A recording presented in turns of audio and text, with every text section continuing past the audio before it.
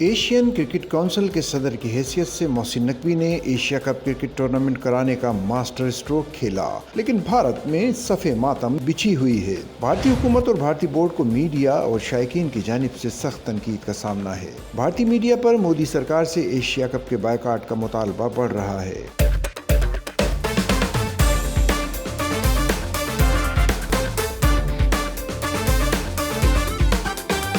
Asian cricket council کے صدر محسن نقوی کے اجلاس کے انعقاد اور ایونٹ کے اعلان کے بعد سے بھارتی بورڈ کو آڑے ہاتھوں لیا جا رہا ہے۔ 9 ستمبر سے بھارت کی میزبانی میں ٹورنامنٹ متحدہ عرب امارات کے شہروں دبئی اور ابوظہبی میں ہوں گے۔ بھارتی میڈیا کی جانب سے تنقید کے بعد اب بھارتی وزیر کھیل کا کہنا ہے کہ بھارتی کرکٹ بورڈ کی پالیسی ابھی تک حکومت کے دائرہ اختیار میں نہیں ہے۔ ایشیا کپ میں پاکستان کے خلاف کھیلنے کا فیصلہ حکومت کو نہیں، بھارتی کرکٹ بورڈ نے کرنا تھا۔